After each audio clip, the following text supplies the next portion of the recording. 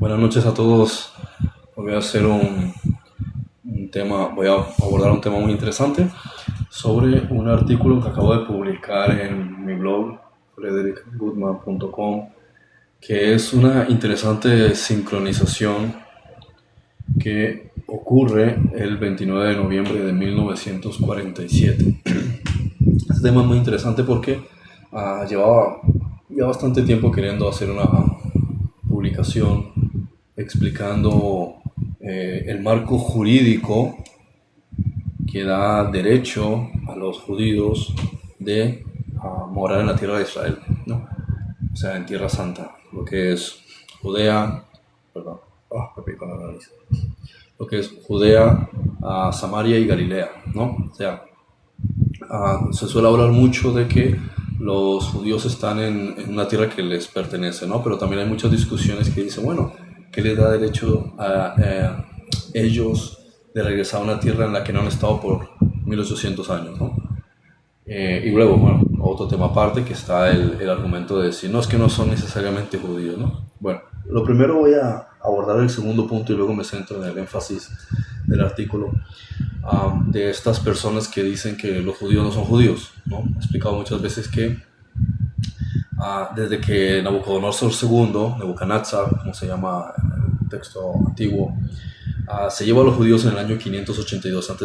a Babilonia, y ellos están allá durante 70 años hasta que Ciro el Grande persa los hace regresar, y de hecho hay una estela de la Biblioteca Británica donde está grabado en lengua persa el decreto de Ciro de que regresen a su tierra, ¿no? Entonces, en ese tiempo, a partir de ese entonces, como ya no estaban los levitas, como ya no había un concepto central del concepto del templo y la ley judía, estaba como todo muy disperso, se creó una combinación cultural que hasta el día de hoy permanece y genera una confusión, que es distinguir entre alguien que es judío desde el punto de vista étnico a una persona que es judía desde el punto de vista religioso, ¿sí? Antes no existía esta confusión, hoy día existe. Entonces tú vas a encontrar una persona que dice es judío, pero lo miras de arriba abajo, y el que no sabe dirá, pues no lleva una kippah, no lleva un sombrero, no lleva unos bucles en las patillas, no lleva una barba, no lleva un traje. Claro, es como una persona común y corriente. ¿Qué lo hace judío? Pues ahí está el concepto de que es judío desde el punto de vista étnico. O sea, si le haces un análisis de ADN, se demuestra que tiene una ascendencia del Levante o de la región de lo que es la región de Samaria, ¿no? Sin embargo, puede ser ateo, puede ser musulmán, puede ser satanista, puede ser judío observante, en efecto, puede ser budista, pero étnicamente es judío. Y luego está el otro que a lo mejor no es judío desde el punto de vista étnico, pero ha abrazado el judaísmo, ¿no? Por ejemplo, personas así famosas, ¿sí? Como Elizabeth Taylor o creo que era Elizabeth Taylor, si no me equivoco, Madonna, que llevan a cabo un proceso de adaptación para abrazar el judaísmo, pero étnicamente no hay una prueba de que sean judíos. Entonces este es un punto interesante de saber diferenciar entre si alguien es judío porque hacen racialmente judío, como un negro o un asiático, o si es judío porque es observante en algún nivel, ¿sí? Si es Masorti, o si es Leidvi, o si es severo en alguno o más estricto en alguno de estos niveles, o si es Haredi, ¿sí? Estos que ya llevan todo este indumentaria que parece que estuviesen en la Edad Media. Y eso son otras cosas, ¿sí? Eso no necesariamente define a un judío. Entonces, primero entender esta distinción que muchas personas no entienden, y luego el hecho de que muchos dicen, no, que los judíos son Ashkenazim, los que viven en Israel, no son judíos reales. ¿Quién dice que ser Ashkenazim significa no ser judío real? Es por los típicos bulos, ¿sí?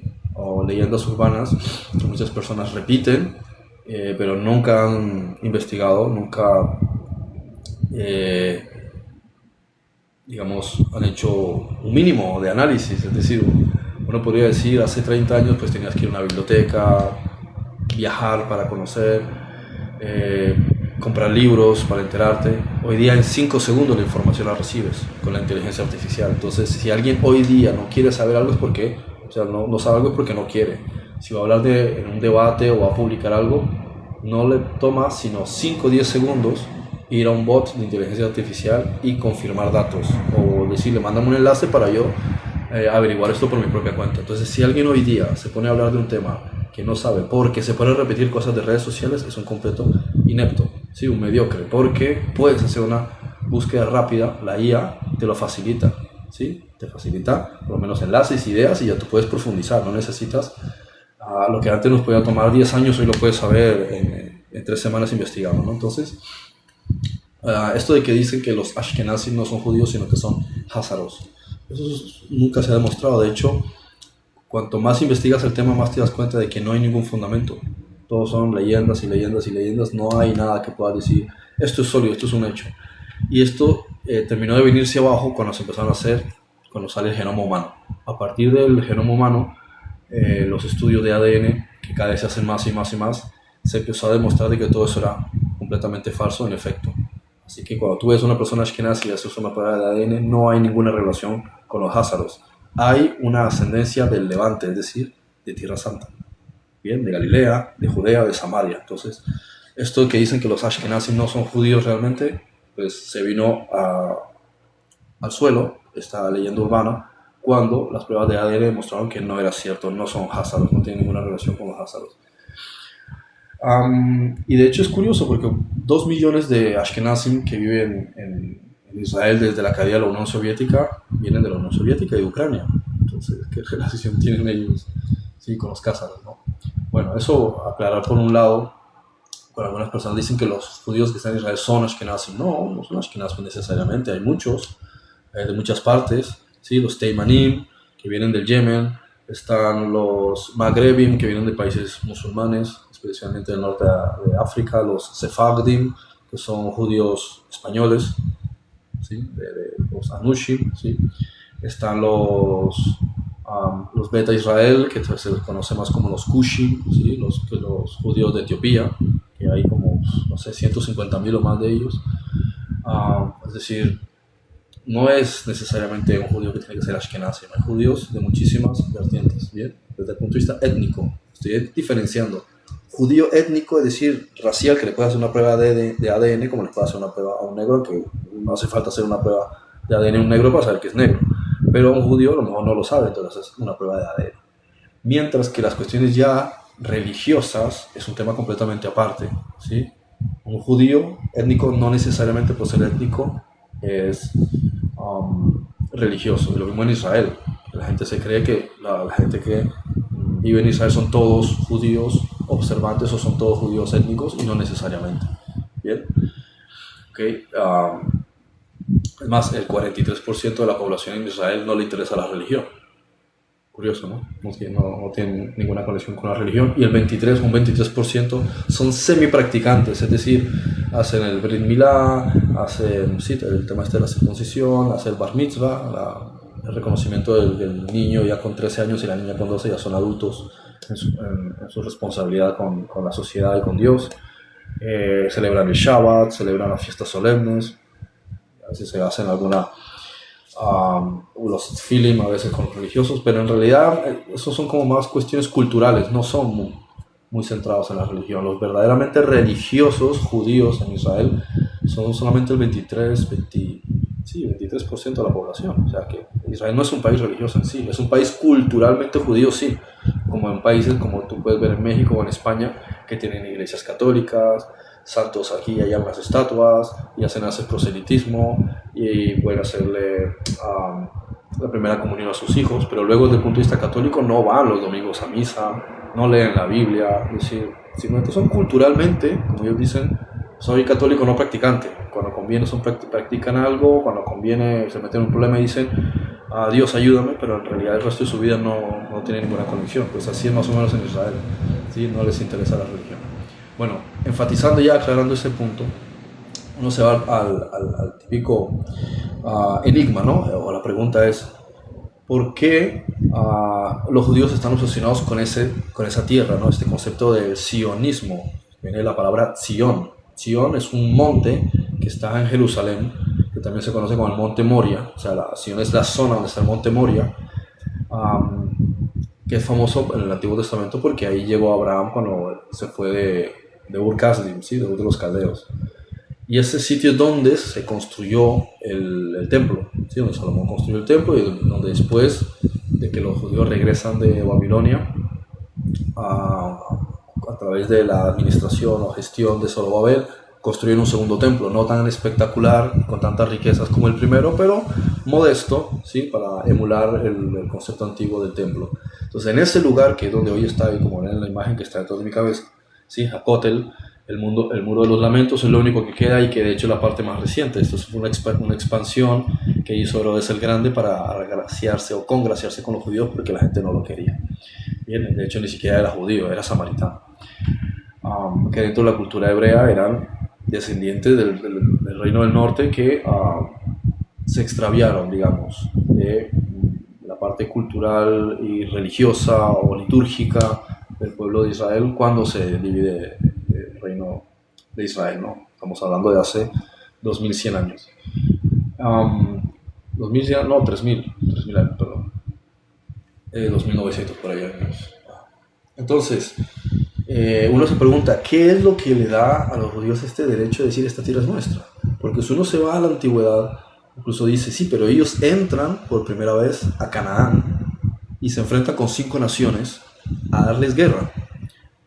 Cualquiera podría decir, o sea que ellos entraron a Canaán a invadir la tierra porque sí, porque ellos dijeron, esta tierra va a ser nuestra, salimos de Egipto y ahora pasamos por el Sinaí, entramos a Canaán y nos enfrentamos contra ellos. Bueno, resulta que hay una sincronización muy interesante a nivel histórico que ocurre el 29 de noviembre de 1947. El mismo día 2 eventos se suceden que son básicamente una sincronización tan espectacular que lo deja uno pensativo hasta qué grado la intervención divina actuó legitimando que esa tierra les pertenecía a ellos, ¿no? Ocurre que a finales de 1946 un niño beduino que vivía en la región, porque ahí vivían desde hace siglos, en la región de Tierra Santa vivían musulmanes, beduinos, árabes, todos convivían en sus propios barrios, pero estaban todos repartidos en esa región, ¿no? Entonces un niño beduino que estaba buscando la cabra tiró una piedra en una cueva buscando la cabra y rompió una vasija y escuchó como algo que sonaba. Al día siguiente, que vino con un amigo a inspeccionar, abrieron la zona porque es una zona difícil, una zona montañosa. De hecho, yo estaba allá y me hace pensar que es lógico que se hubiese mantenido durante 2000 años casi intacto porque es muy difícil de llegar ahí. O sea, tú tienes el mar muerto, ¿sí? Después tienes una zona, no voy a decir escarpada, pero sí montañosa, muy desértica porque es una zona muy seca. Y luego, en medio de las rocas, pues unos pequeños orificios que parecen cavidades de las palomas o lagartos o lo que sea que se esconden para salvarse del calor del día, ¿no? Los que manejaban, los que se movían por esa zona durante mucho tiempo eran los beduinos. Entonces es una zona muy difícil de mover. De hecho, el yacimiento arqueológico, cuando tú entras a las cuevas del Qumran, te toca pasar por encima y desde ahí arriba no hay una forma de entrar directamente al agujero, o sea, tendrás que bajar con una cuerda. Por tanto, estaba hecho estratégicamente por los esenios para que no se pudiese entrar al lugar, ¿sí? Estaba ubicado de una forma difícil de llegar. Pero como el niño estaba buscando su cabra, y ya sabemos cómo las cabras se trepan hasta en paredes completamente verticales, pues ahí se da la cuestión de que cuando abren el lugar, resulta que hay vasijas llenas de manuscritos, pero eran manuscritos de hebreo antiguo. Entonces aquí ocurre algo interesante, que durante los siguientes meses, ¿sí? Finales de 1946 y principios de 1947, pasa de un sitio a otro los manuscritos. La gente, los beduinos que los tenían, como no sabían hebreo antiguo, el hebreo moderno se estaba apenas estructurando en aquel entonces con el asunto de la Universidad Hebrea de Jerusalén, que de hecho fue fundada por Albert Einstein, Sigmund Freud y otros cuantos, Chaim Weizmann, que fue el primer presidente de Israel, Abraham Isaac Koch, que es uno de los rabinos más importantes de esa época. Ellos fundaron la Universidad Hebrea de Jerusalén en 1925, o sea, 20 años antes del final de la Segunda Guerra Mundial. Y pues ahí se estructura este hebreo moderno. Entonces, el concepto de hebreo antiguo eso estaba arcaico, solo algunos rabinos manejaban esto con el estudio de las escrituras. Entonces, durante el mandato británico, pues los británicos estaban controlando la región y había mucha hostilidad en la región, muchos conflictos entre británicos, árabes, judíos que vivían en la zona. Llega este manuscrito donde un profesor, y esta es la parte que se pone interesante, ¿sí?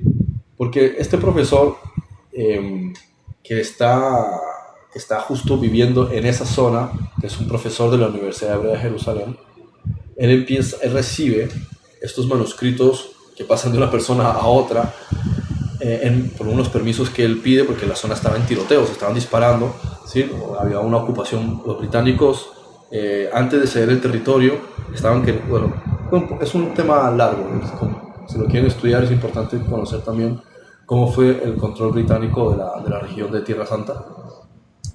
Pero el profesor Eleazar Sokenik compra algunos de estos manuscritos y los empieza a leer. Pues precisamente el día que él los compra, los lleva a su casa y reconoce el hebreo, dice, esto es hebreo del segundo templo, esto es de hace 2000 años, de la época de los esenios, es de la época de Jesús. Y cuando empieza a leer estos manuscritos, ¿sí? Justo entra su hijo y le dice que la ONU había aprobado la partición, o sea, un estado judío. O sea, fue impresionante la sincronicidad, donde él compra estos manuscritos entre la mañana y la tarde, los está leyendo, y cuando llega la noche que él empieza a descubrir lo que está diciendo, estos textos en hebreo, su hijo le dice que la ONU ha aprobado un estado para los judíos. Ahora, ¿con qué nos encontramos entre estos manuscritos? Son muchos manuscritos de las cuevas del Qumran, ¿no? El interesante libro de Yubelim, ¿sí? Que se conoce como jubileos, o en inglés jubilees, ¿sí? Que se había escuchado, había habido leyendas sobre estos textos, solo los etíopes tenían fuentes completas, había fragmentos por aquí y por allá en algunos idiomas, pero se pensaba que era una especie de libro, como se le llama, apócrifo, o sea, algo así que no era serio. Pero cuando aparecen las cuevas del Qumran, que guardaban los esenios, que eran personas muy serias en el asunto de los textos antiguos, se encuentra que el manuscrito está completo y es una evidencia jurídica que explica por qué los judíos tenían derecho a tomar la tierra de Israel. En el texto se narra, ¿sí?, un relato donde Noé se reúne con sus 3 hijos, Shem, Ham y Jafet, y les dice: estas son las tierras que ustedes y sus descendientes van a heredar a partir de ahora, ¿sí? Y le dice: cualquiera de ustedes que tome la tierra que no le corresponde, que es de su hermano o de su descendencia, va a caer sobre él una de las mayores maldiciones de todo el universo, ¿sí? Son malditos para siempre, ellos y su descendencia. Entonces hacen un juramento, ¿sí? Un juramento de que no tomarán la tierra de su hermano. Entonces se reparte la tierra entre sus hermanos y los hijos de ellos. Entonces Shem tenía sus hijos, Ham tenía sus hijos y Jafet tenía sus hijos. Entonces Shem es de donde vienen los semitas, de ahí cuando dice la palabra antisemita, ¿no? Entonces los semitas. Luego está Cam, ¿sí? Los Ham, de hecho el antiguo Egipto, antes de llamarlo Egipto, se llamaba Kem, precisamente de ahí, ¿sí? La gente de piel oscura. Luego está Jafet, que son los que se mueven a Europa, ¿sí? Son los que pueblan todas las regiones costeras de Europa. Entonces ahí ocurre algo muy interesante, porque en el texto le dice Noé a sus hijos: estas son las tierras que ustedes tienen, y hace un desglose muy específico de los nombres de cada una de las regiones, y dice, se llama así, de hecho aparece el nombre del Líbano, ¿sí? O sea, hace 4.000 años, o perdón, en este caso 2.000 años, ya estaban hablando de la región del Líbano, ya estaban hablando de Egipto. Bueno, lógicamente con los nombres o la pronunciación del hebreo antiguo aparece el nombre del Jordán, ya se describe, él dice: estas son las tierras de ellos. ¿Qué ocurre? Que uno de los hijos de Cam, llamado Canaán, se desplaza a la tierra que era para su tío Shem y la ocupa con sus descendientes. Entonces todos sus tíos y el padre y todos los demás le dicen: ¿qué estás haciendo? Esta tierra no te corresponde a ti.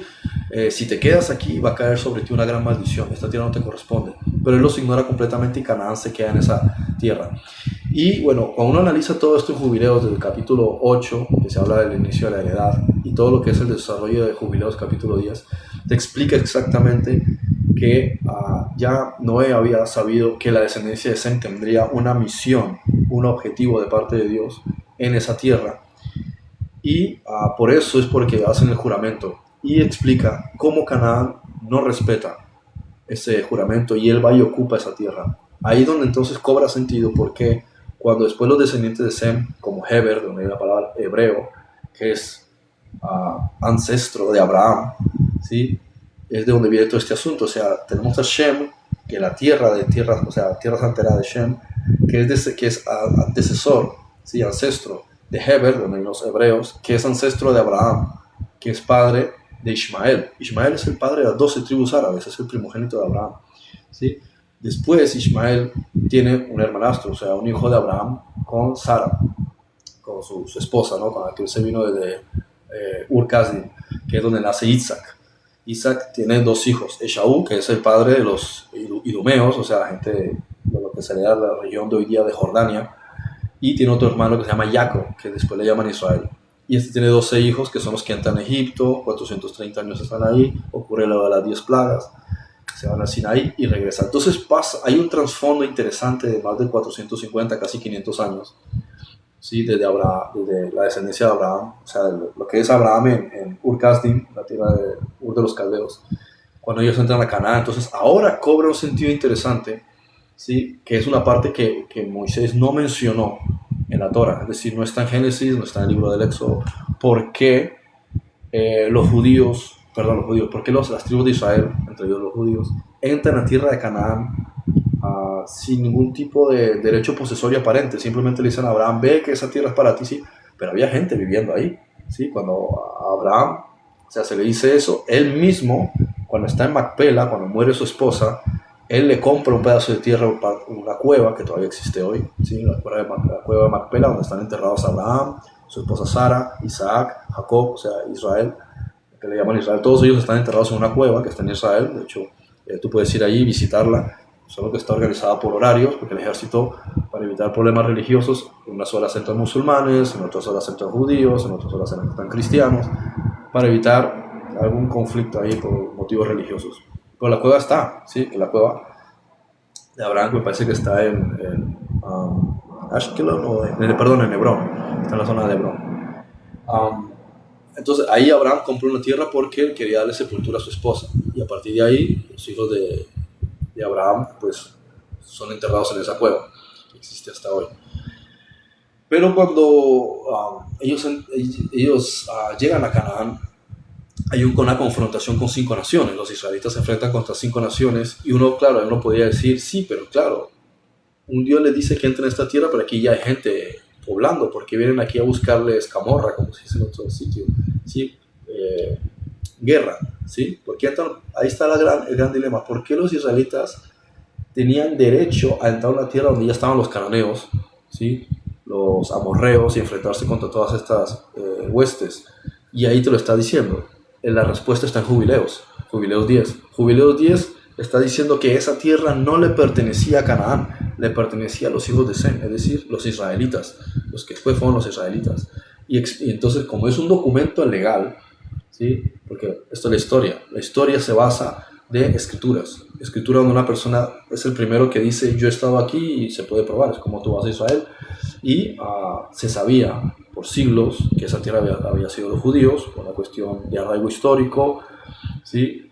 Están los nombres de las ciudades, después está la prueba de ADN, ¿sí? Que nos lleva al Levante, y cuando ya los israelitas están en esa tierra, en los últimos 70 años, es la evidencia arqueológica, entonces ya hay un hecho. Pero al principio, cuando no hay una infraestructura para poder descubrir la legalidad de algo, estaban los manuscritos, ¿no? Entonces aquí es una cuestión interesante. Hoy día uno podría decir, sí, bueno, yo puedo demostrar que los israelitas estuvieron en esa tierra, pero ¿qué explicaba desde el principio que ellos se enfrentasen contra los cananeos y los amorreos, ¿sí? Y todos estos pueblos con los que ellos se enfrentan? Pues ahí Júbilo lo estaba diciendo, ellos no tenían derecho legal sobre esa tierra, ellos usurparon esa tierra que había sido prometida a la descendencia de Sem, concretamente a los israelitas. Y bueno, ahí está un punto muy interesante bueno, después está otro hecho que ya demostrar cómo es que los israelitas estuvieron ahí y siguieron estando, judíos especialmente, durante el tiempo. De hecho, Israel es uno de los sitios con más riqueza arqueológica. Donde quieras que vas, encuentras que está el pozo de Abraham. Yo estaba en en la zona del Pozo de Abraham, muy bonito por cierto, sí, en Beersheba. Tú te vas al Qumran, donde también he estado, al Mar Muerto, sí, que también he estado, el Tiberíades, el lago de Galilea. Todos estos sitios los he visitado varias veces. Pero después encuentras lugares que supuestamente no existían y luego los encuentran. Nazaret, que se creían, muchas cosas de la Biblia se creían que eran leyendas y después resulta que se empezaron a encontrar. Belén se encontró, y bueno, así sucesivamente todas estas cosas. Después las minas del rey Salomón, las principales o las de la zona que se encontraron, el palacio del rey David, todas esas cosas a lo largo de los últimos 70 años se han ido encontrando a nivel arqueológico. Entonces no hay manera de negar que los israelitas pues estuvieron ahí. Lo interesante es argumentar por qué los israelitas entraron hace 3.500 años o 3.450 años a Canaán. Y aquí tenemos la prueba legal, ¿no? Porque normalmente dicen, no, es que es la Torá. La Torá en realidad no te está especificando la parte jurídica, sí, simplemente te está diciendo Dios le prometió esa tierra a Abraham. Pero lo que no había mencionado, que está en Jubileos, que es otro libro de Moisés, es que esto ya venía de un desalojo legal. El desalojo legal era porque Canaán tomó esa tierra que a él no le pertenecía. Y este es un punto interesante. Y lo más llamativo y hermoso, diría, es el hecho de que ¿cómo se llama? El profesor que recibe este documento de Eleazar Sukenik, justamente recibe ese documento y lo empieza a leer el día mismo en que la Asamblea General de las Naciones Unidas, en la resolución 181, decreta la partición de esta región que había estado bajo control de los británicos, ¿no? Esta región que mal llamaban Palestina. De hecho, es uno de los, ¿cómo se llaman?, las ficciones jurídicas más falsas que existen a lo largo de la historia. La gente se cree que había un país llamado Palestina. Hasta el día de hoy no existe ni siquiera un estado palestino, ¿sí? Lo que existe es un nombre tomado por los romanos de la región de Filistea, de Palestina, de Filistea, que era Gaza, ¿sí? Cuando los romanos vencen a los judíos en la tercera guerra judío-romana en el año 132, borran de los mapas el nombre de Judea y ponen Siria Filistea para humillar a los judíos. Y después, 3 años después de la derrota militar, expulsan a los judíos. No todos, pero casi todos los judíos fueron expulsados de su tierra y durante 1800 años no pudieron, o sea, se vieron por el mundo, ¿no? Después ya en el siglo XVIII, XIX más que todo, ya empezaron muchos judíos a regresar a Tierra Santa, donde también ya estaban viviendo árabes, aunque vivían muchos árabes. Entonces es otro error también cuando la gente dice palestinos, no, árabes, porque los que ocuparon esa región en gran medida fueron árabes con la conquista de Mahoma, los califatos que hubo después, los yúzidas y después los turcos. Entonces esa tierra no era de ellos. Ellos siempre respetaron esa tierra. Los árabes nunca dijeron esta tierra es nuestra, dijeron esta es la tierra de los israelitas. De hecho está en el Corán. Y este es uno de los puntos también interesantes que mucha gente no sabe, que el propio Islam reconoce que esa tierra es de los judíos, ¿sí? Que lo dice claramente. Y voy a mirar aquí, voy a poner aquí unas citas interesantes para los que no conocen el Corán, ¿sí? Porque esto, de hecho, todas las conversaciones que he tenido con cualquier musulmán de cualquier parte, sea Marruecos, Argelia, Gaza, Cisjordania, o sea, palestino, egipcio, todos están de acuerdo con lo mismo. Ninguno te va a decir esa tierra es nuestra, te va a decir esta tierra es de los judíos.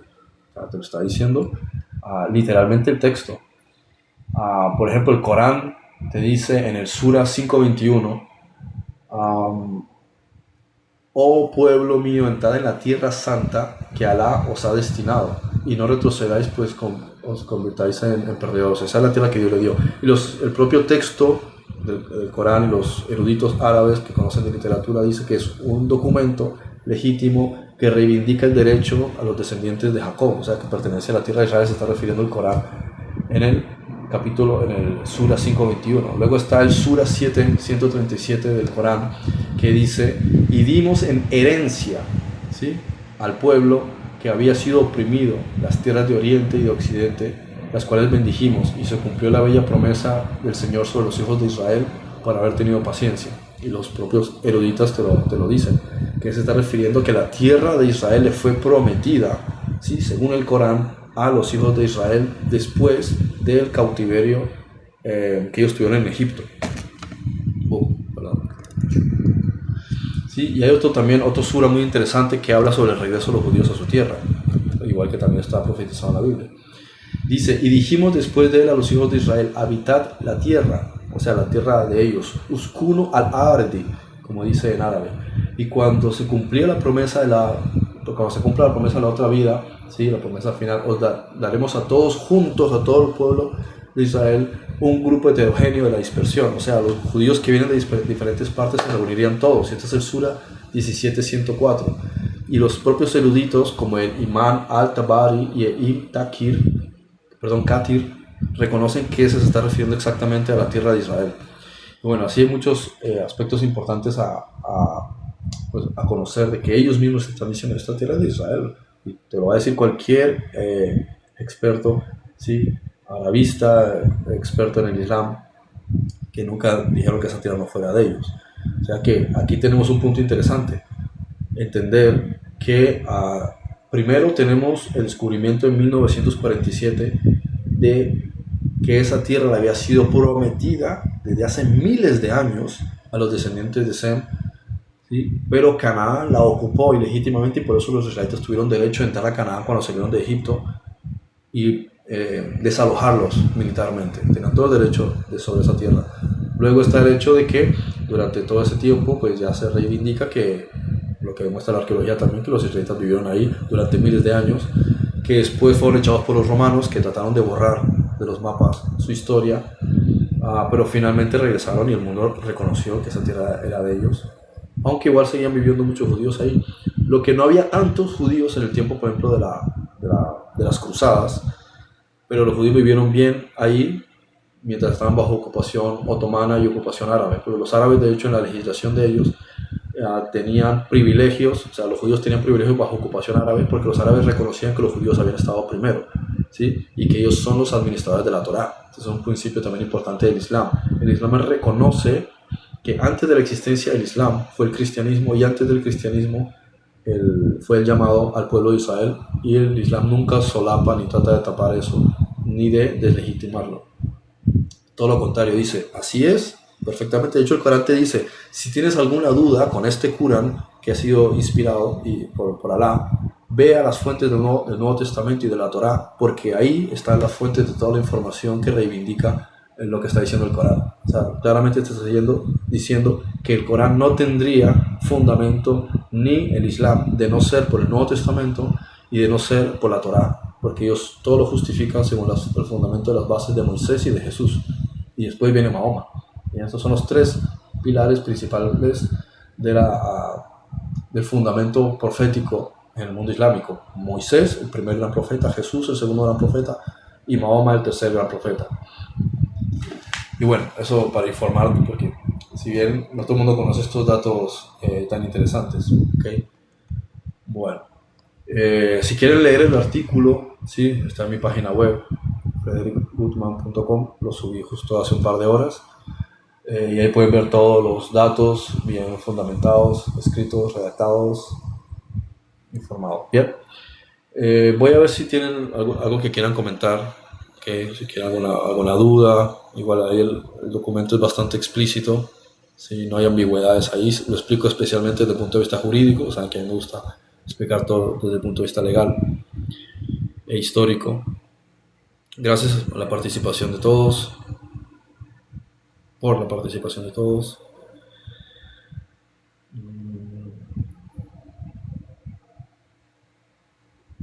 A ver, dice aquí: Palestina libre y soberana.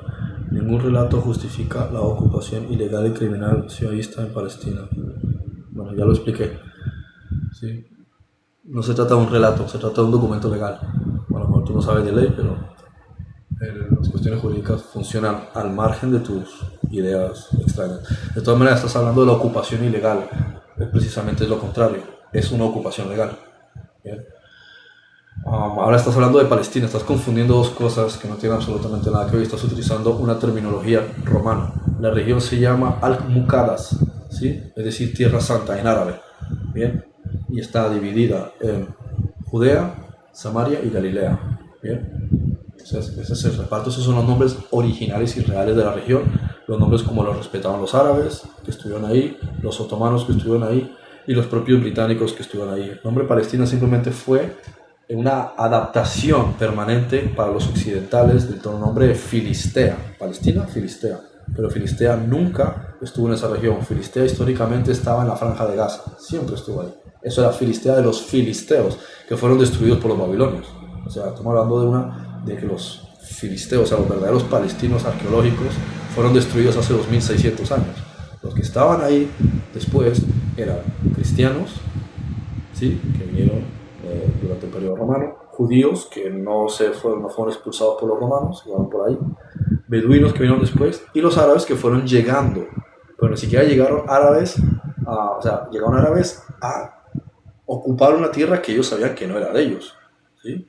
Son esos árabes. Entonces toda esa combinación de personas es lo que erróneamente se les llama palestinos, pero no son palestinos, eso no existe. Existen beduinos que han vivido en Tierra Santa, cristianos desde los tiempos de las cruzadas, incluso antes, ¿sí?, porque después de las cruzadas muchos cristianos, o sea, fueron echados. Una cuestión que se llegó con Saladino, que les perdonó la vida, les dijo: usted no los voy a tomar de esclavos, no los voy a matar, pero se largan de aquí. Entonces ese fue el argumento al que se llegó. Después hubo otras guerras, pero todas las guerras, o sea, la mayoría de guerras los perdieron los llamados cristianos, o sea, los cruzados.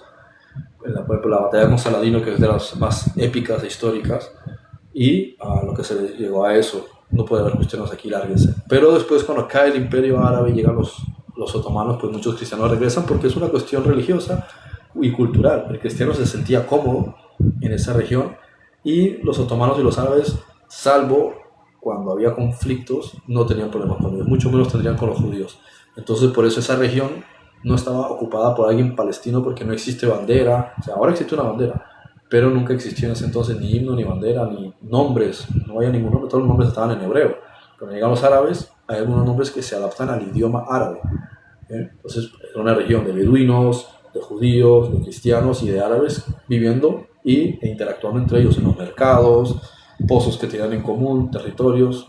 O sea, era una cuestión de, imagínense una comuna muy grande, en un territorio muy grande, donde todos ellos convivían. No había un orden establecido, salvo el de la ocupación. Y el de la ocupación era árabe, después fueron echados, llegaron los otomanos, turcos, luego son echados, llegan los británicos, pero al final se dice: bueno, organícense aquí, porque esto es, al final déjenle a esas personas que se organicen como un estado. E Israel lo hizo. 6 meses después de que la ONU declarase el derecho, o sea, de que hubiese un reparto de esas tierras para que se organizasen como estado, Israel declara su independencia, ¿sí?, en marzo de 1948, y a partir de ahí podemos hablar de Estado de Israel. Sin embargo, en el caso de Gaza y de Cisjordania, nunca declararon su independencia. Siempre fueron vasallos de alguna otra nación. En ese caso, Egipto. Egipto tomó el control de Gaza desde 1948 hasta 1967. Tuvieron bases militares y un férreo control militar. O sea, la gente en Gaza no tenía libertades ni derechos, estaba bajo control militar egipcio desde 1948 hasta el 67. Y desde 1950 hasta 1967, Jordania, el rey de Jordania hizo lo mismo en Cisjordania. O sea, las dos áreas de Palestina estaban bajo ocupación de Egipto y de Jordania, ¿sí? No tenían derechos como tal. Lo que hicieron los jordanos incluso es que querían borrar, lo que quería hacer el rey de Jordania, quería borrar la identidad de Cisjordania como árabes que pudiesen declarar un estado soberano palestino. Y lo que hicieron fue: les dan ciudadanía jordana, son jordanos, pero no digan que ustedes son palestinos. Y así los tuvieron desde 1950 hasta 1967. Luego, cuando atacan Egipto, Siria, todos estos países, Irak, atacan Israel, sí, en el 67, que Israel les gana la guerra en 6 días. Israel toma el control de la región. A partir de ahí, Israel controla Cisjordania, controla Gaza, y es cuando Israel dice: bueno, ahora ya no hay aquí control militar de esta gente ni abuso sobre ustedes, ahora sí vamos a tomar control de esta situación. Y empezaron a financiar la construcción de arreglos de carreteras, acueductos, pusieron 3 universidades en Cisjordania. Antes de eso no había universidades en esa región, las financió Israel. Les pusieron sistemas de abastecimiento de alimentos con alta tecnología para que ellos tuviesen su propia comida, solo que después la destruyeron la propia gente de ahí, no los israelitas, ¿sí? Les pusieron escuelas, o sea, un sistema de telecomunicaciones, iluminación, cosas que no existían. Ellos están viviendo en la época arqueológica mientras estaban bajo ocupación egipcia y Jordania. Cuando llegó Israel y tomó control de la zona, todo eso cambió y empezó una infraestructura. Solo que después Israel ya a cierto punto les dijo, bueno, nosotros no vamos a estar haciendo de papá de ustedes, organícense, que fue en el tiempo de Yasser Arafat. ¿Sí? Entonces ya le ceden el control a Arafat para que organicen un estado finalmente. Israel ya lo hizo en el 48, ellos no habían podido todavía tener un estado. ¿Y qué hacen? Votan elecciones y en el 2006 lo que hacen es elegir a Hamas. Y ahí fue la peor decisión que pudieron haber tomado, porque automáticamente Hamas cogió al bando que legítimamente estaba controlando la región, si queremos llamarlo legítimamente porque es un invento egipcio, ¿sí? Que era Fatah, y agarraron a todos los de Fatah, los subieron al tejado y los tiraron por el tejado, los mataron. ¿Sí? Llevó a cabo una guerra civil en Gaza. Fatah tuvo que esconderse en Cisjordania, ¿sí? Y tuvieron a partir de ahí que mantener sus relaciones con Israel. 500.000 personas entrando a Israel para trabajar porque en Cisjordania no hay dinero. Israel les da ayudas, los abastece y demás, pero con Gaza no se pudo hacer nada durante los últimos 20 años porque jamás lo único que pensaba era destruir Israel, no aceptar Israel. De hecho, antes de él ya se lo habían propuesto en el año 2000 a Yasser Arafat. Y dijeron, mira, Israel les va a dar tierras aquí, tierras allá, ayuda, todo lo que ustedes quieran. Sí, durante el mandato del primer ministro israelí Ehud Barak, cuando estaba ahí Bill Clinton. ¿Y qué hizo Arafat? Dijo que no les interesa. O sea, las políticas de Hamas es destruir Israel. Ellos no quieren tierras ahí. O sea, Hamas no está pensando en ocupar el territorio de Israel, porque los árabes saben que esa tierra no es de ellos. ¿Sí? La gente de Gaza y Cisjordania dicen, mejor que Israel esté estructurado, que nos dé ayuda, porque es lo que Israel ha estado haciendo. Israel les manda cableado eléctrico, tuberías de acueductos, combustible, medicamentos, comida, toda la infraestructura que tienen en gran medida viene de Israel porque lo que viene del extranjero se lo roba Hamas, ¿no? Entonces en realidad había un control de Hamas durante 20 años creando una prisión para la gente que vivía ahí. Entonces fíjense lo interesante que los noticieros les cuentan una versión, pero resulta que la historia es otra. Bueno, sí, así que importante, compañero que pones aquí, Israel Palestina Libre, que enfatices que Gaza y Cisjordania están bajo regímenes distintos. Fatah está con Cisjordania y ahí no hay ningún problema. Simplemente no hay buena economía, entonces entran a Israel a trabajar. Y en Israel les ayuda mucho. Y el problema con Gaza los últimos 20 años ha sido Hamas. Tomaron la mala decisión de elegir formar un Estado a través de un grupo radical y al final retirarse la soga al cuello porque Hamas utiliza a los propios gazatíes como escudos humanos, a las mujeres, a los viciados, a los ancianos, se esconden en los colegios, se esconden en los hospitales, o sea, no respetan a su propia gente. Sí, obligan a las mujeres a hacer parecer como están embarazadas y meterse explosivos para ir al frente. Todo niño a partir de los 14 años en Gaza es tomado por las fuerzas de Hamas, se le da un fusil y es entrenado para la guerra. A ver si ustedes aceptarían que le hicieran eso a sus hijos. Y desde el punto de vista del derecho internacional, un niño que lleva un arma es considerado un blanco militar, no se le considera un civil ni inocente. Entonces después dicen, no, anda matando niños porque las estadísticas, si comienzan las estadísticas, ¿cuántos son niños de 14, 15, 16, 17 que desde el punto de vista biológico son niños, pero desde el punto de vista del derecho internacional son militares? Bien, a partir de los 14 ya están tomando armas y a los 15 ya los están enviando a que espíen, a que hagan vigilancia y avisos, a que estén haciendo tiroteos. Entonces, para un soldado, ver a un niño de 15 años que viene con un fusil no va a decir, es como eres niño, voy a dejar que me mates. No, si tengo que defenderme, lo siento, no puedo hacer otra cosa, tengo que defenderme porque tú me vas a disparar independientemente de la edad que tengas y me puedes matar con una AK-47. Entonces aquí hay que entender también la psicología, que si vamos a hablar de libre Palestina, enfaticemos, libre Gaza, porque Cisjordania no tiene ningún problema.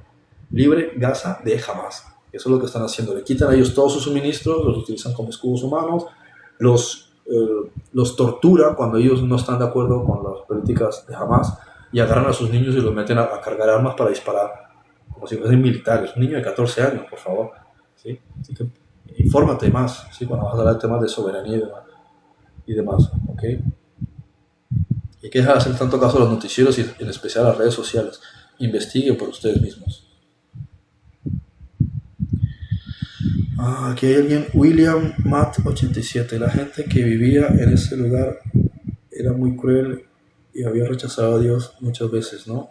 ¿Te refieres a los cananeos?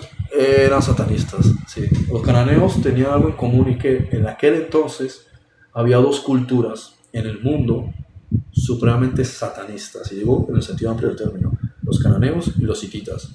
Ellos hacían todo tipo de rituales abominables, sacrificios de niños, rituales de sangre y sexuales horribles, y evocación de espíritus, demonología, o sea, había cosas, ellos estaban muy mal de la cabeza. Bien. Así que en realidad lo que se hizo fue un beneficio también en gran medida purgar la tierra de los amorreos y los cananeos. De hecho, hay una cosa que me llamó mucho la atención la última vez que estuve en Jerusalén con mi hermana mayor, que ella es profesora de arqueología en Tel Aviv, que estábamos pasando cerca de Jerusalén y me indicó la montaña, mira, ahí, en esa zona de ahí, era por donde bajaba todo el ruido de los sacrificios que hacían los cananeos y los amorreos de sus propios hijos. Cuando ellos iban a hacer sus rituales, que era algo diario, le quitaban a las madres sus hijos, los degollaban, los cortaban, sacaban la sangre y hacían sus rituales satánicos, ¿no? Las madres empezaban a gritar y a llorar, y el ruido de las madres se escuchaba por toda la ladera que bajaba y se escuchaba como un eco. O sea, tú estabas en toda la región y tú escuchabas algo diabólico de los gritos de las mujeres. Entonces, para poder mitigar el ruido de las mujeres, empezaban a tocar tambores. Pero la cosa no mitigaba, eso es como cuando sales del baño después de hacer tus necesidades y echas perfume y huele a mierda, pero tropical, ¿no? O sea, una cosa no sustituye a la otra. Entonces se vuelve a gritos de las mujeres y tambores, o sea, el corazón se te ponía, te daba taquicardia de la ansiedad, de los nervios de escuchar esos gemidos y ese ruido tan horrible. Aparte que el tambor te pone el corazón, te agita el corazón, ¿no? Porque son bajos, ¿no? Aparte de todo eso, ¿no? Estaba el hecho de que con el tiempo, ahí fue donde cuando estaban los israelitas, tiraban ahí todos los desechos de la ciudad, incluyendo los desechos del templo. Entonces había muchos fuegos fatuos, ¿sí? Muchos gases y muchas cosas extrañas. Eso lo llamaban Gehenna. Decían, escuchaban el Gehenna, que es lo que más llaman en el Nuevo Testamento el infierno. En realidad era esa región, el Valle de Hinnom, que estaba lleno de gusanos, putrefacción, chacales, perros comiendo material en descomposición. Eso era horrible, apestaba, hería, la gente veía espectros. Entonces, para cualquiera que te dijese, tú vas a terminar, como decía Jesús, ahí en el Valle de Hinnom o en el Gehenna, tú te imaginabas, yo no quisiera estar ahí porque es como el infierno en vida, lo tienes ahí en un campo abierto, y cualquier ruido siempre bajaba por la ladera, por todo el Valle de Josafat. Bien. Bueno, no sé si tienen alguna cosita que quieran comentar. Les haremos volver a todos, dice la Sura. Sí, esa es la cita que puse antes, que es lo que coincide precisamente con Joel y otras profecías de Isaías, Ezequiel, que profetiza el regreso de los judíos a su tierra. De hecho, una de las profecías interesantes, sí, que puse en el artículo, que es el epílogo del artículo, que dice, porque he aquí en aquellos días, Joel, dice Joel 3, sí, la tonada del Antiguo Testamento, en aquel tiempo en que haré volver la cautividad de Judá y de Jerusalén. ¿Sí? ¿Por qué cautivos? Porque ellos fueron echados de esa tierra y empezarán a regresar. Vuelve Judá, los judíos, donde está Jerusalén, toda esa zona es Judá, y de Jerusalén, o sea, restablecer Jerusalén, pero Jerusalén, los judíos no habían recuperado Jerusalén en el 48. Tenían Tel Aviv, pero Jerusalén era una zona en disputa, supuestamente bajo control de la ONU. Es en la guerra de Yom Kippur, en el 73, cuando, o sea, hace más de 50 años, cuando los israelitas recuperan Jerusalén. Entonces aquí es donde se pone interesante, porque eso también lo comenta el profeta Zacarías.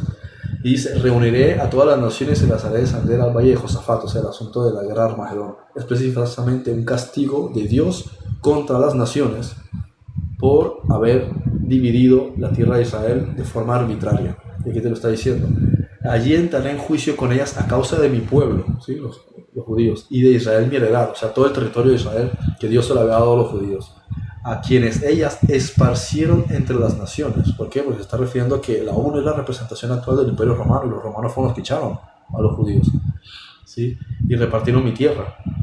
Porque ese reparto que hizo la ONU no decía, los judíos, vale, recuperen a Galilea, recuperen Judea, parte de Samaria y de Galilea. No, simplemente se inventaron algo. Le dijeron, no, Israel pues va a ser tal región y el Negev. ¿El Negev qué tiene que ver con Israel? El Negev nunca le perteneció a Israel. ¿Sí? Y después hacen cosas que no tienen ningún sentido. Más hacia el norte dicen, no, esa no, tierra no, porque esos son los altos del Golán. Israel al final tuvo que recuperarlos por la fuerza. Y después esta zona de aquí para los árabes, Gaza. Bueno, tiene sentido. Pero luego cogen y se inventan un lugar llamado West Bank, que es Cisjordania, para darle también parte a los árabes. Dice, pero a ver, está poniendo a los árabes aquí, de Gaza, y a árabes, no palestinos, árabes, porque solo que son árabes, ¿sí? Que son musulmanes, de hecho, en religión, de su religión. Y los divides.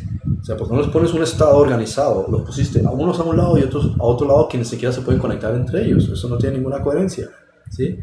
¿Por qué los divides de esa manera? Pero aparte de eso, les estás dando una tierra que no les pertenece, porque les estás poniendo una sección que se entremezcla con Jerusalén cuando Jerusalén no le pertenece a ellos. Todo porque intereses políticos. Por eso dice aquí, echasteis suerte sobre mi pueblo y dieron a los hijos por una ramera y vendieron las hijas por vino para beber. Está hablando del petróleo, está hablando de los intereses. Por eso Bill Clinton era un hipócrita en ese sentido, ¿sí? Porque siempre estaba a medias tintas y muchos de los dirigentes de Estados Unidos con estos asuntos sobre Israel siempre querían el interés por Israel porque hay una conexión fuerte, pero también el beneficio con Irak, Irán y los países aportadores de petróleo. Entonces, para congraciarse con ellos, la ONU hizo un reparto que no tiene ninguna lógica, ¿sí? Porque dice, a los judíos les devolvimos su tierra, pero no les devolvieron su tierra, les dieron tierras que eran desérticas, que ni siquiera tienen nada que ver con la historia bíblica, Israel nunca estuvo ahí.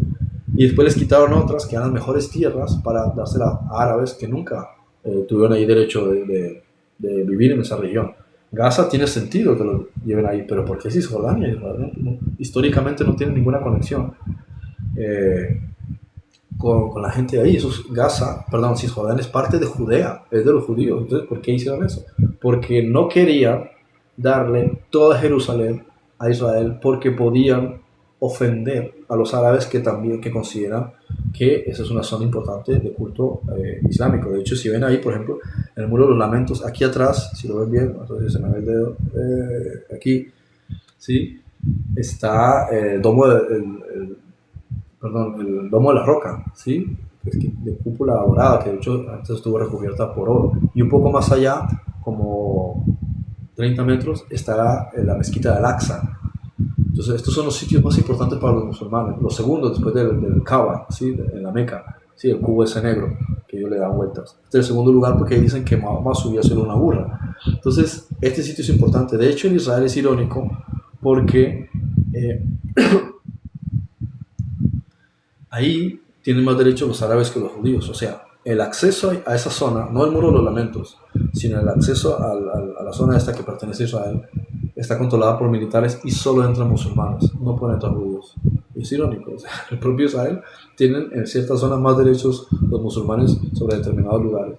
Porque dice, mira, preferimos quitarle ciertos derechos a los nuestros, que es algo que hace mucho Israel, con tal de mantener la paz, ¿sí? Y que entren ahí los árabes. Entonces el sitio emblemático es la cúpula dorada, que representa el segundo lugar más importante para los musulmanes. Solo pueden entrar musulmanes, no pueden entrar judíos. ¿Bien? Y la policía, el ejército de la policía no los va a dejar entrar, ni en broma. O sea, un turista que entre ahí no puedes entrar ahí porque esto es de los árabes. Esto es lo que nos mantiene a nosotros en paz con ellos, ¿sí? Que ellos entren a sus sitios solemnes sin conflicto con nosotros, ¿no? Ahí es donde se supone que tenía que estar el templo de Salomón. Bueno, no sé, alguna cosita más que quieran comentar. Fernando Mendoza Villaseñor, en un tiempo se llamó Siria de Palestina. Sí, exacto, eso es un invento de los romanos. Como los romanos querían, o sea, los romanos estaban tan cansados de la guerra con los judíos. Fíjense, el Imperio Romano tuvo ciertos levantamientos militares muy fuertes y chocantes. Los bárbaros fueron uno de ellos. Sí, la guerra contra los bárbaros fue uno de los problemas uno de los dilemas más problemáticos. De hecho, el primer enfrentamiento con los bárbaros, importante, histórico, los bárbaros llegaron hasta Roma. Pudieron haber conquistado Roma si hubiesen querido, el Imperio Romano. Pero al final se dieron, no me acuerdo cómo fueron las políticas. ¿Y qué hicieron los romanos? Se ensañaron contra ellos después y se mantuvieron estas guerras contra los bárbaros. Sí, contra las gentes de las regiones del norte, los celtas y todo esto, y todos los que se llaman vikingos, toda esa gente de allá. Pero el segundo grupo que más problemas tuvieron fueron los judíos. Y el asunto es que la llegada a Judea era mucho más compleja. Tenían que recorrer distancias enormes por tierra, las evitaban por la sequía, los peligros en el territorio, las emboscadas, la falta de agua y recursos y el tiempo. O sea, cuanto más tiempo, más gasto de recursos. Así que preferían el mar, pero para moverte en el mar, el Mediterráneo, tienes que esperar los momentos del año en que las corrientes son favorables. Bien, si no vas a naufragar, y muchas veces había naufragios. Miren la historia del apóstol Pablo, naufragó. Bien, entonces tienen que llegar ahí con todas las tropas. Después, el abastecimiento y el suministro. ¿Qué hacían los judíos? Cuando ya los veían venir, tenían grupos como los celotes, que eran grupos terroristas, que los emboscaban. Los romanos no conocían ese terreno, no conocían la guerra de guerrillas, ni la zona toda es escarpada, son colinas, montañas desérticas, cuevas, y los judíos conocían muy bien su territorio. Entonces, los romanos perdían una y otra vez los combates contra los judíos, año sí, año también, durante décadas, y así venían como desde el año 26 a.C., 29, pero los celotes son más recientes, ¿no? En ese sentido.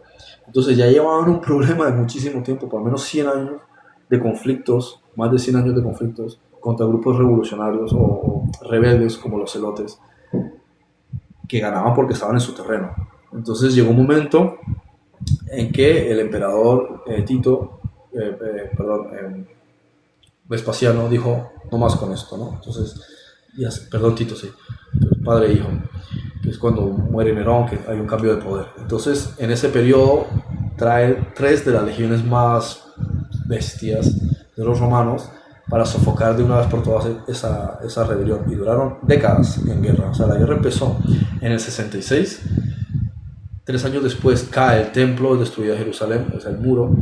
Luego vuelve otra guerra, todo con el asunto de que ellos eligen los judíos a un Mesías, Bar Kokhba. Vuelve otra guerra en el año 116, algo así. Continúa la guerra, después hay una tercera guerra en el año que termina en el año 132.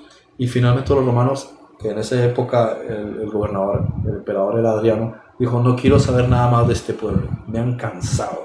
Entonces a partir de ahora cojan todos los mapas que tenemos en el imperio, borren el nombre de Judea, o sea, Judea, y pongan Siria-Palestina.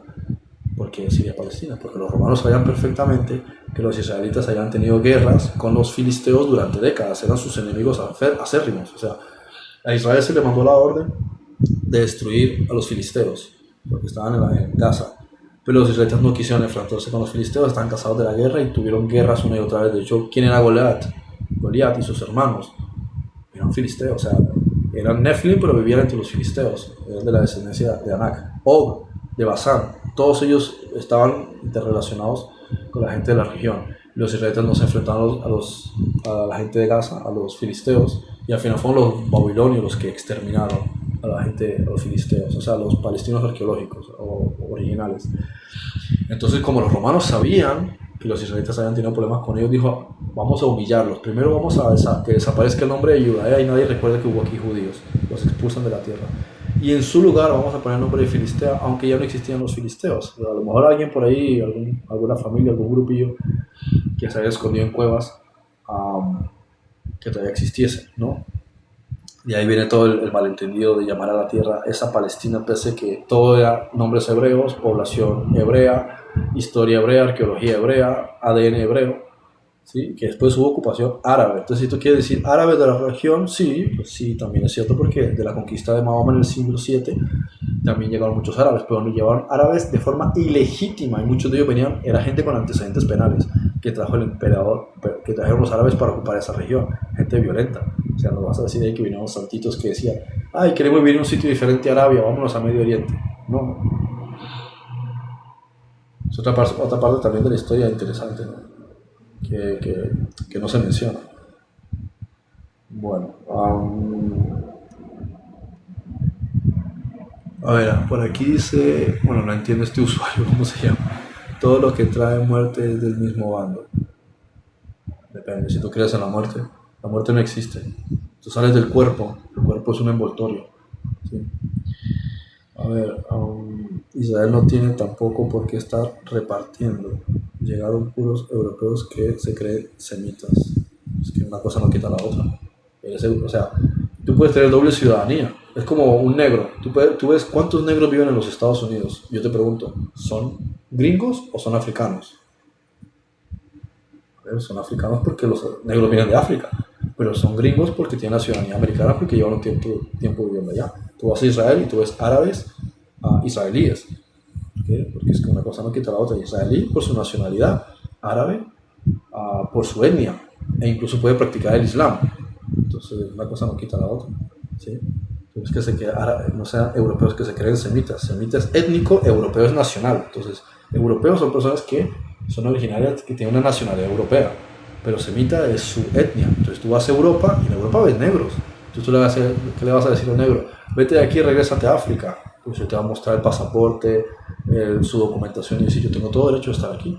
Entonces el hecho de que los judíos que llegaron de Europa hubiesen estado viviendo en Europa no les quita el hecho de que fuesen semitas. ¿Sí me entiendes? ¿Sí me explico? ¿Sí? A un negro no lo deja, o sea, un negro no deja de ser negro porque esté viviendo en China. Él sigue siendo negro.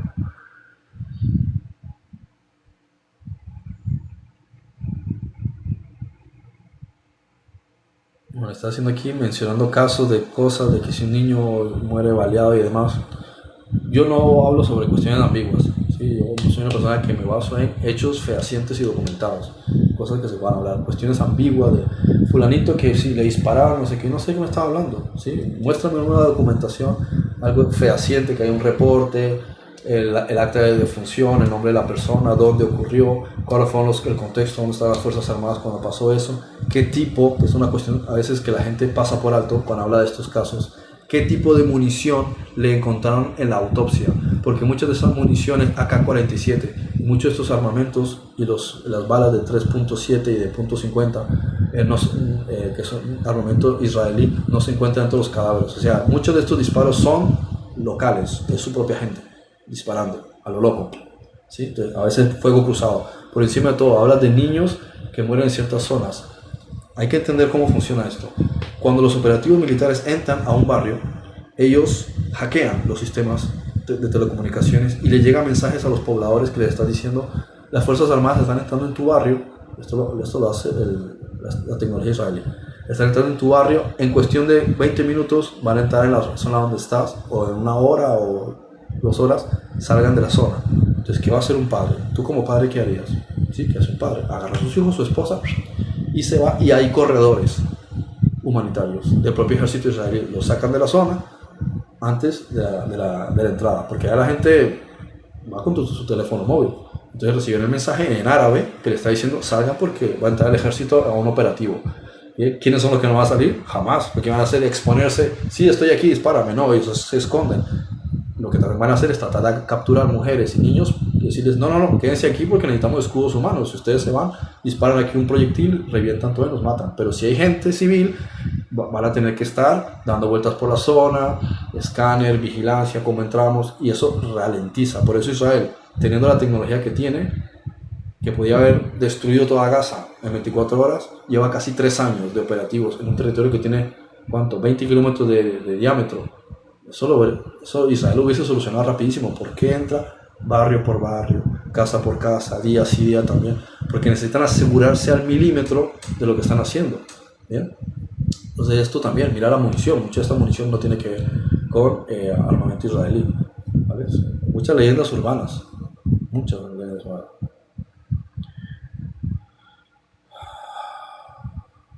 Bueno, ya por los restos de comentarios que estás haciendo veo que estás mentalmente mal.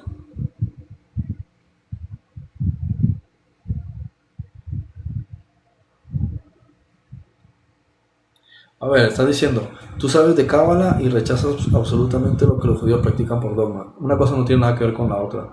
Cábala es una sección una sección de análisis literal de las palabras y su estructura, y otra parte, la parte metafísica, que es Barashit y Merkava.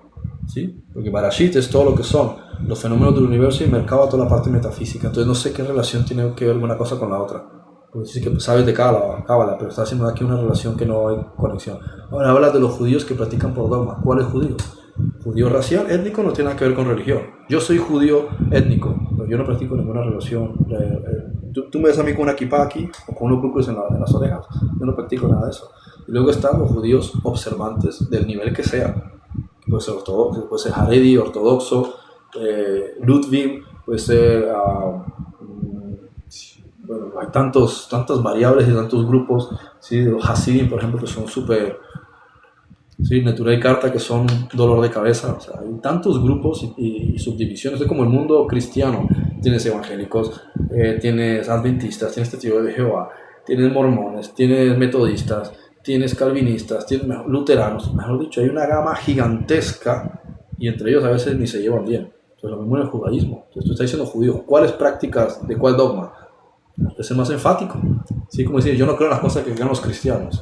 ¿Cuál en concreto te estás refiriendo? ¿Y cuáles cristianos se especifican? ¿Católicos? ¿Protestantes? ¿Testigos de Jehová? ¿Mormones? ¿Cuáles? Porque no todos tienen los mismos puntos de vista. Dentro del judaísmo ortodoxo tiene muchísimas discrepancias de diferentes grupos. Dentro del grupo Haredi, los ultraortodoxos, muchísimo menos. O sea, no se entienden entre ellos, no se llevan. ¿Sí? Entonces, de hecho, muchas tienen a veces distinciones entre el sombrero y ciertas cosas para distinguirse entre ellos y saber que tú eres de tu secta y yo soy de la mía. Entonces, ¿cuál exactamente se está refiriendo el dogma? Bueno, tú estás hablando de cosas que ni sabes. A ver, ¿qué más?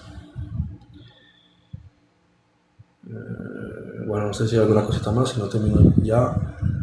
Bueno, aquí un usuario que pone despertar. Saludos amigos, ¿has leído el libro Protocolos de los Sabios de Sion? Los Protocolos de los Sabios de Sion es un bulo inventado por los jesuitas en aproximadamente 1880 en Francia. Ellos cogen este contenido que es una copia de un texto entre Maquiavelo y Montesquieu, ¿sí? Que se llama Diálogos en el Infierno. Ellos copian este texto y cambian la temática. O sea, los jesuitas, bueno, es un tema largo, no voy a entrar en detalle, eso ya lo he explicado. Puedes ir a mi canal de YouTube, que ahí lo explico bien. ¿Sí? Son básicamente el brazo armado de una de las facciones de los poderes fácticos, o sea, esto que llaman los amos del mundo. ¿Sí? Hay una facción que depende de la Iglesia Católica, del Vaticano. Ellos son los jesuitas. Entonces, ellos eran la parte oscura de Europa. Si todo el mundo, cuando ocurría algo malo, decían, eran los jesuitas. Y tenían muchos de entre ellos que filtraban información y se lo contaban a la gente. O sea, hablamos de católicos desvelando que los jesuitas tienen el plan de destruir a los protestantes, destruir a los judíos y provocar una guerra de judíos contra árabes, porque tampoco querían que los árabes controlasen el mundo. O sea, el objetivo de los jesuitas es llevar de nuevo el mundo, como el antiguo imperio romano, a la Iglesia Católica, que controlase el mundo como una única religión. Y si hacía falta, destruir a los judíos, a los árabes y a los protestantes, que era el eje principal que ellos querían eliminar. Tenían mucho miedo a los judíos, ¿por qué? Porque si hubiese un interés rabínico, digamos, en tirar por tierra, o sea, una combinación entre el mundo protestante y rabínico que se fusionase para deslegitimar la existencia del poder papal, eso es fácil, yo lo he hecho muchas veces. ¿Sí? Demostrar todos los argumentos de la Iglesia Católica son fraude. ¿Sí? Ellos no tienen por qué estar ahí en el poder, ellos están usurpando una cuestión que se le dio a los judíos. Entonces, como esto le da miedo a la Iglesia Católica, que los judíos, en combinación con los protestantes, puedan dar al mundo una información que demuestre que bíblicamente la Iglesia Católica no tiene razón de existir. O sea, el papado en sí es un fraude, el Vaticano es un fraude, todo es un invento, no tiene fundamento bíblico. De hecho, es una cuestión antibíblica. Entonces, como ellos le tienen miedo a los judíos, por eso ellos buscaban destruir a los judíos y a los protestantes. Entonces, ahí ellos ven el argumento de todo lo que ocurre mal en el mundo, ya la gente sabe que somos nosotros los jesuitas. Entonces, vamos a inventarnos un texto, lo replegamos y ponemos nuestros planes, pero no vamos a poner jesuitas, vamos a poner los judíos, porque es fácil echar la culpa a alguien que le conoces. Entonces, de ahí ellos cogen esto que escriben en Francia y lo mandan a Rusia. ¿Sí? Se filtra entre Rusia y Polonia, toda esa región, y se fomentan todos estos programas durante el periodo de Catalina la Grande. Y después, pues, los nazis aprovechan el mismo recurso, esta información llega a países árabes y se utiliza y se aprovecha para el recurso de los grupos yihadistas y aquellos que, o sea, grupos yihadistas que quieren conquistar el mundo, o sea, que el Islam siga expandiéndose y recupere Europa. Pero como Israel está en el medio ahí, que es un dolor de cabeza y que no funciona, entonces que sirva de excusa política para continuar con ese asunto. Entonces ya viene el asunto de utilizar esto como argumento, pero en realidad no solamente el libro es un fraude, sino que ni siquiera se ajusta a la mentalidad de los judíos. O sea, los judíos son personas que son completamente dispares. Este piensa una cosa, el otro. Siempre en Israel todo el rato están protestando por cualquier cosa. Yo diría que puedes inventarte chistes diciendo que pones a dos judíos en una mesa y nunca se ponen de acuerdo. No hay forma. Entonces decir que tienen un plan de dominar el mundo es como la contradicción más absurda. Es como decir que son negros que tienen la piel blanca. O sea, los protocolos de los sabios del Señor es una parodia por su propia naturaleza, ¿sí? Aparte que si tú miras la historia te das cuenta que los judíos nunca tuvieron poder. Los judíos por fin reciben derechos antes de la Primera Guerra Mundial. Hasta entonces no tenían poder. ¿Sí? El poder lo tenían casi siempre los romanos, los otomanos, los británicos. Los judíos no tenían poder. Entonces, ¿cómo van a conquistar el mundo? Aparte de que no encaja con la Torá, no hay una correlación. Lo único que le interesa a los judíos es vivir en paz en su territorio. El resto de cosas han sido inventos que sí han sido financiados y promovidos por el Vaticano, por el régimen ayatolá, por los Illuminati, ¿sí? Pero sí, el libro El Protocolo de los Sabios de Sion y todo eso que dicen del sionismo es una farsa. El sionismo es el derecho de los jesuitas en vivir la tierra de Israel.